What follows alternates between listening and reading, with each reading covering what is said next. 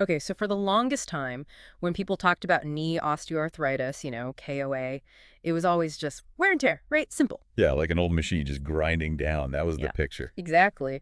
But the sources you sent over for this deep dive, research papers, clinical data, expert analysis, they really paint a much more active picture. Less grinding down, more something else going on. Absolutely. What jumps out from this material is that inflammation. It's not just like a side effect of the damage. It's actually driving the damage. A key player from the start. Ah, okay. So it's like finding out the rust on an old hinge isn't just there because it's old. The rust is actively chewing away at the metal. That's a great analogy. And understanding that shift, well, it changes how you approach treatment. Which brings us to the focus today. Genicular artery embolization, or GAE. It's described as a novel, minimally invasive way to tackle that specific inflammation. Right. So our mission here is to really dig into these sources you provided. We want to pull out the key stuff, the science behind why GAE might work, given this information idea. And, what the actual results look like from the studies. Does it work? How well? Exactly. And also, who does this? What kind of skills are needed? And even, where is it done? Hospitals, clinics. Basically, this is your quick but thorough briefing on a potentially new option for dealing with that chronic knee pain. We'll flag the surprising bits and give you the real takeaways from all this research. Okay, so let's dive right in. This fundamental shift, moving away from just wear and tear. What's the real story the sources tell us about what's happening inside that knee? Well, the big takeaway is that KOA isn't just about the cartilage surface getting worn thin. The research shows it's a whole joint problem. It affects the cartilage, sure, but also the bone underneath it, and really importantly, the synovium that's the lining of the joint. The lining. Yeah, and inflammation is right at the center of it all, driven by some very specific molecules. Right, you mentioned molecules. The sources bring up things like IL-1 and TNF-black. Sounds technical. What are they actually doing in there? So those are pro-inflammatory cytokines. Think of them like signal flares in the body. In KOA, though, they're sending out the wrong signals, basically telling the joint, okay, time to break things down. Not good signals then. Not at all. They completely mess up the natural balance between building up and breaking down tissue. Yeah. They push hard on the breakdown side, they stop the joint from repairing itself properly, and they can even cause the cartilage cells themselves, the chondrocytes, to die off. Wow. So they're actively orchestrating the damage. And then the sources mention other things, matrix metalloproteinases, MMPs, Yeah, and ADAMTs. Are those the tools they use? that's a good way to put it. Yeah. Yeah. If the cytokines are calling the shots, the MMPs and adamins are the demolition crew. They're enzymes, and their job is to chew up the main building blocks of cartilage, like collagen and aggregan. And one gets singled out. Yep. MMP13. Yeah, MMP13 seems particularly nasty when it comes to cartilage.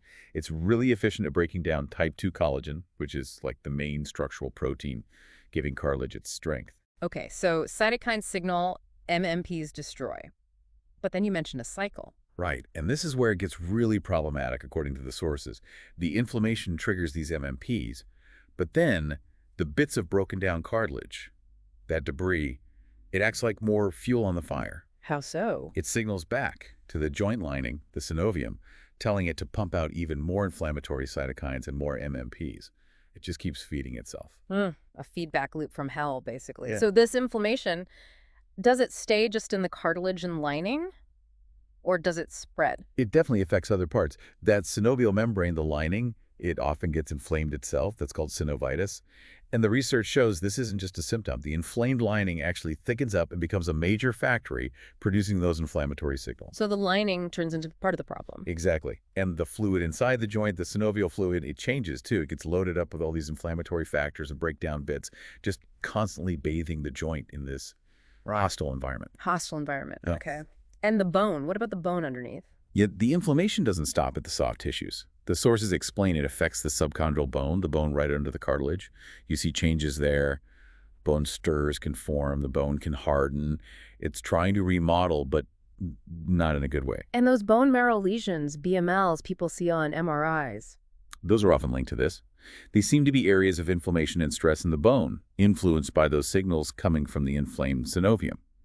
And they often correlate with pain.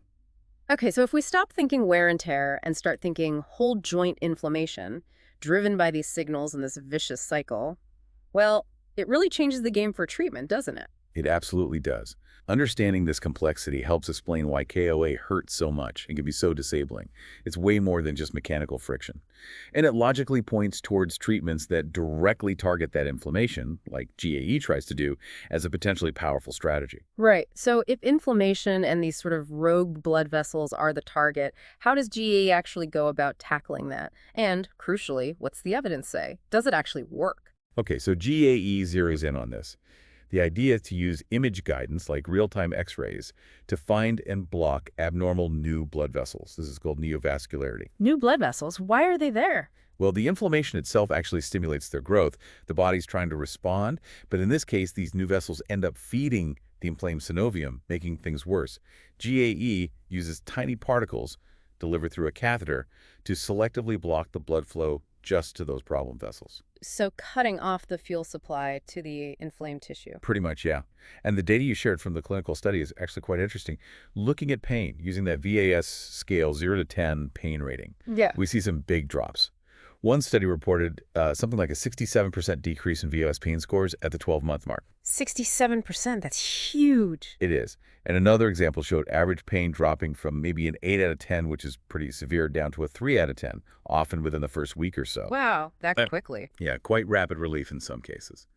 Another study found over 65% of patients had at least a 50% improvement in their pain score 6 months out. Okay, that's pain. What about actually doing things? Function, daily life. Right, function. That's often measured with WMAX scores that looks at pain, stiffness, and physical function.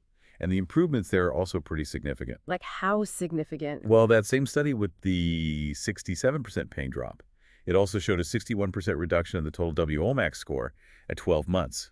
And there was an IDE trial that's an investigational study where nearly half the patients, over 47%, still had a 50% or greater WMAC reduction way out at 24 months. 2 years out, that suggests some staying power. The sources also mention MCSD and SCB, minimum clinically important difference. What does that mean for, the person feeling the pain? Good question. That's about translating numbers into like real-world meaning. Yeah. MCID means the improvement was big enough for the patient to actually notice it and feel it made a difference.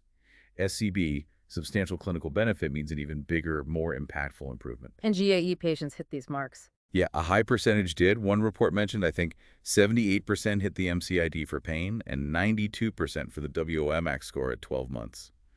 So it's not just statistical fluff. It seems to be genuinely improving people's lives. Okay, significant relief. It seems to last for a fair number of people. How long are we talking, typically? Durability is definitely something researchers are still nailing down. That IDE trial data suggested that around 72% of the people who felt better at 1 year were still feeling better at 2 years. Okay, but that means about 28% weren't. Exactly. About 28% saw their symptoms come back between that 1 and 2 year mark. So while it can last, it's not necessarily a forever fix for everyone. Still, it seems to offer a good stretch of relief for many. Does it help people avoid or at least push back needing a knee replacement? The data suggests it might. In one report covering 2 years, only about 5%, 5.2% to be exact, of the patients who had GAE ended up needing a total knee replacement during that time. So it definitely seems to slot in as an option to potentially delay or avoid that big surgery.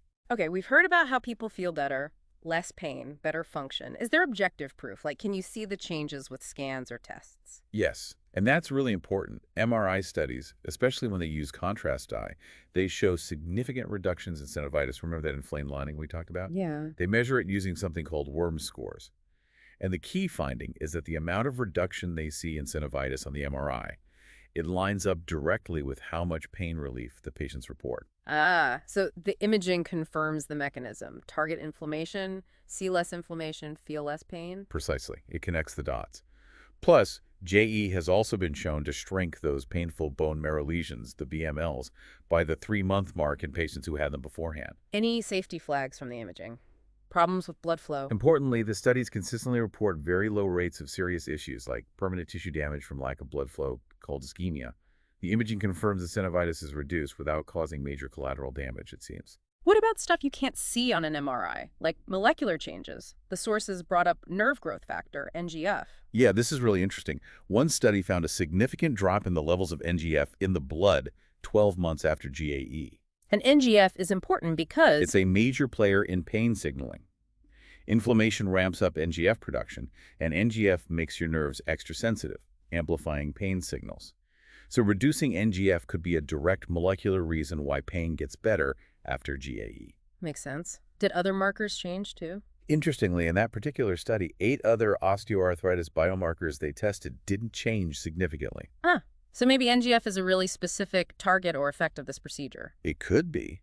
Or it might just mean we need to look more closely at the whole biomarker picture.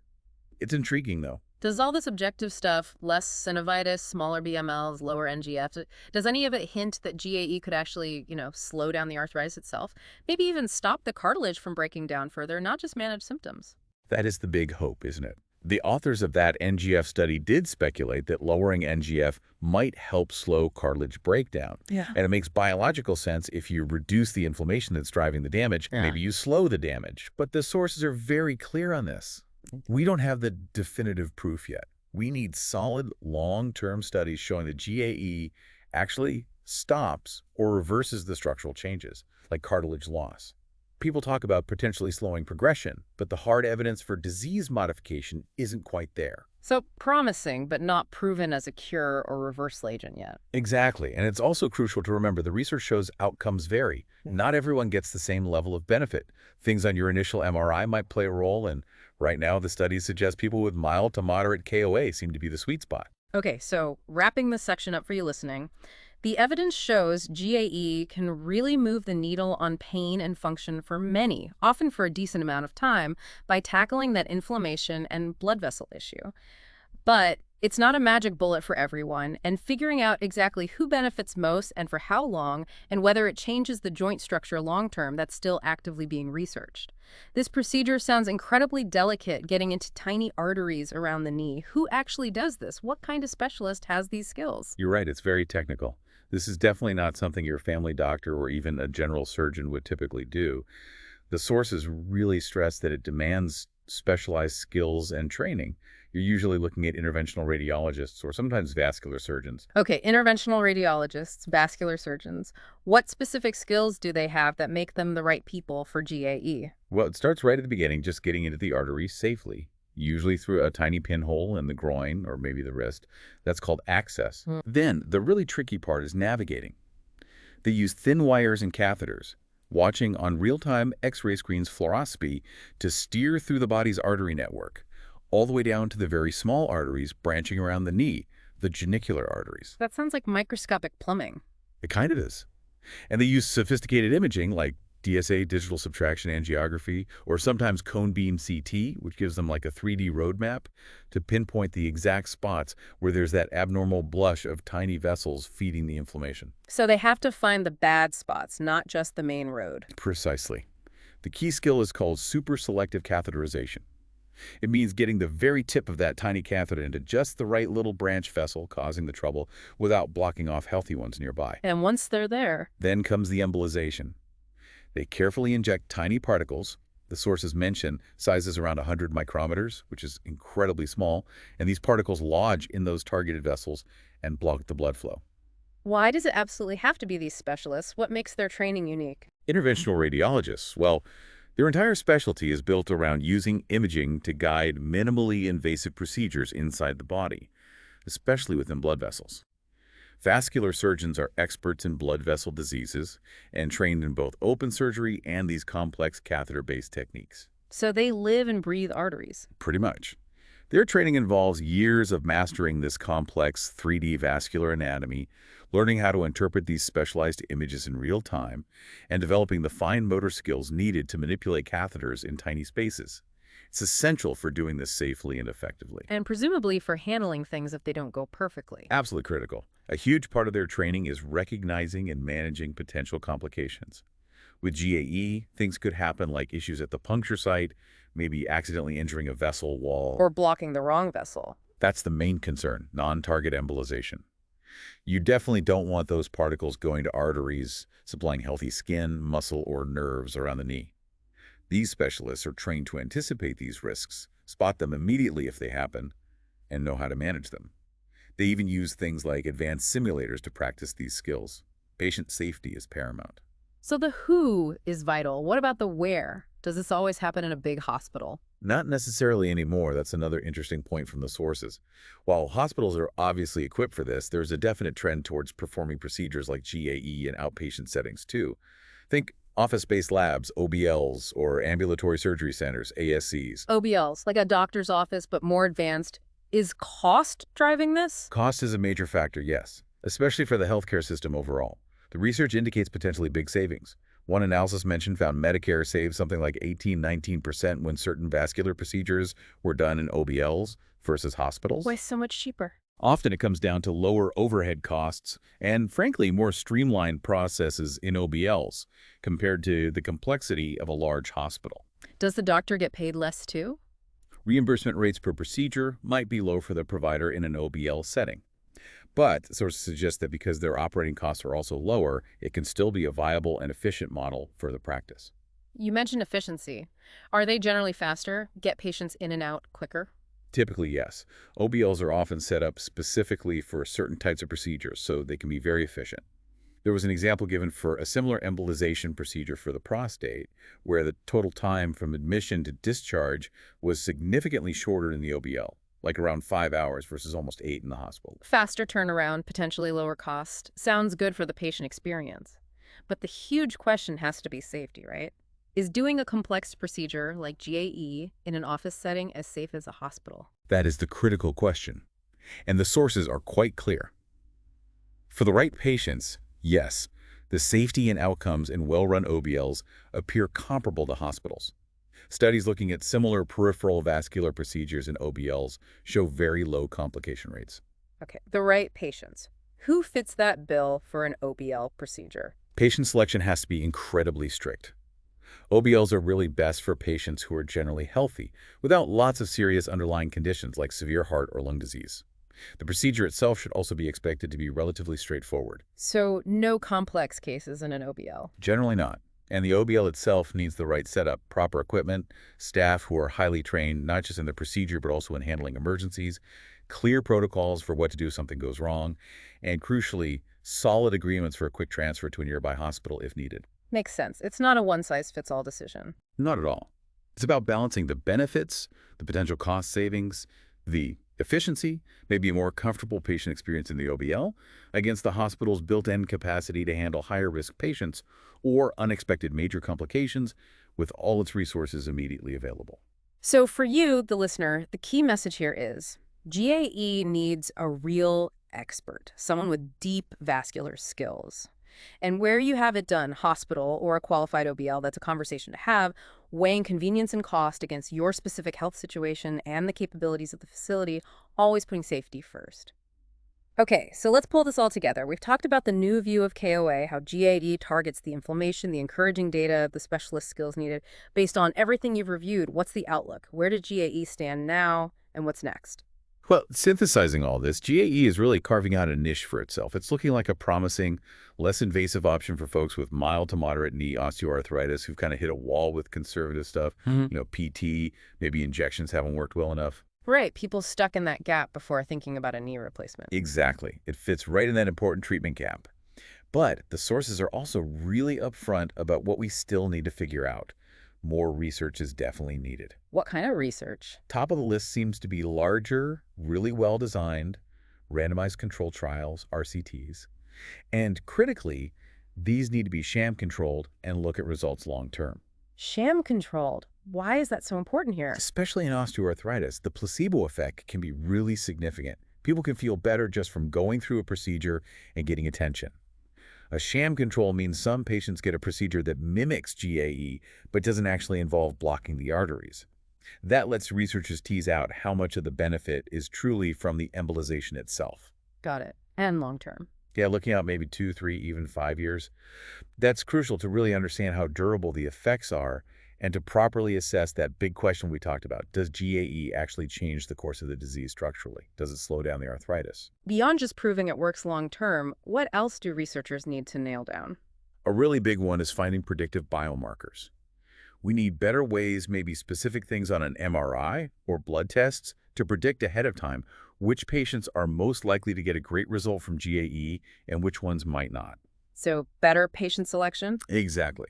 Also, studies directly comparing GAE head-to-head against other common non-surgical treatments like different types of knee injections or maybe radiofrequency ablation. How does it stack up? And refining the procedure itself, is that still happening? Oh, for sure.